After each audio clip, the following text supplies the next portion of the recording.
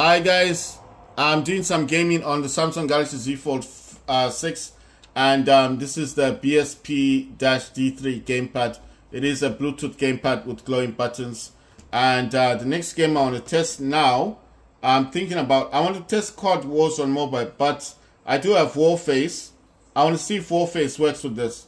Of course, Warface wasn't designed originally to work with a Bluetooth gamepad, but it's a touch game.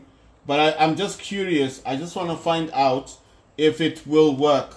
So I'm not saying it does work. I'm just testing games right now. I'm just seeing what games work with the BSP-D3 and what games don't work. The games that work so far are Call of Duty Mobile, Fallout 84. Oh wow, not this again. Wow, it's touch. Yeah, this is gonna be a touch game. Come on, man. I just want to get into this thing. So let's see. Is it gonna recognize this? No. Right. This does not work with this, unfortunately. So right, that's Warface for you. I just wanted to see if it works. It doesn't work with the BSP-D3, but I've never tested it for mapping. This BSP-D3 Bluetooth gamepad can be mapped. But I do not want to map it at the moment. I'm gonna reserve that for another day. But right, so that was Warface. It does not work with the Bluetooth gamepad. But I'm not saying it doesn't work completely. The BSP, this can be mapped. You can map these buttons. It has a program called V3. You can map these buttons to work with Warface. So I think in terms of mapping, yes, it will work. But in terms of just general use, like you start the game and you want it to work like it did with Call of Duty Mobile, no, it won't work in that order. You need to set it up first for mapping. Mapping is when you want the game that you're trying to play on your phone to work in a certain way that it will respond in the manner that you want it to respond in. So the buttons will respond the way you've mapped them.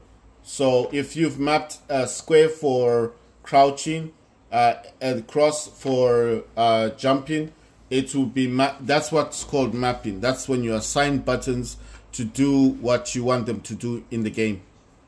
So I hope I've made that clear. It's just changing what the buttons do. That's what mapping is. So if anyone comes up to you and says, do you know how to map controllers, then you know now what that means. It means to change what the buttons do. That's basically it. So when I'm saying to map it, this BSP-D3 has a program that allows you to map you can map it, but that's going to take time. And I do not want to be testing games that don't work. I'm only looking for games that work natively with the BSP-D3. The games that work out of the box, like you don't need to map, you don't need to do anything. Fortnite Mobile will work with the BSP-D3. It will just work. It recognizes it as an Xbox wireless controller. If you play War Robots, no problem, it will work. You don't need to map anything. The other games that work is Fortnite Mobile. I'll actually say the names: Call of Duty Mobile, Fortnite Mobile, War Robots, Fallout 84. Right. The next game I want to test is COD Warzone Mobile. I was testing Warface, but that's a touch game unless you map it. So like I said, I'm not doing mapping right now. I'll do that later when I have time. Right now I just want to test games that work with this.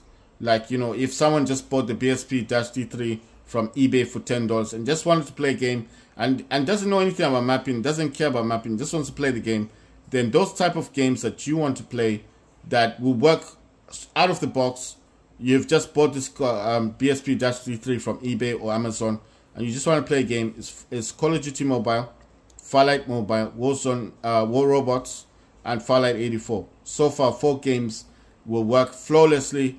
You don't need to do nothing, just start up the game, Of course, go into your Bluetooth, make sure it's connected to the controller, and that's it. Oh yeah, and always make sure that you've got this plugged in. You don't have to plug it in, but it does have a mini battery in this thing, and if that battery goes off, this will turn off. So like I said, if you're just sitting next to your Steam Deck and you've got a hub, then you've got no problem. You can just you know, you can just power it on, isn't it? It won't disturb anything. I mean, it's a very small battery. Just make sure it's always fully charged, especially if you're playing games.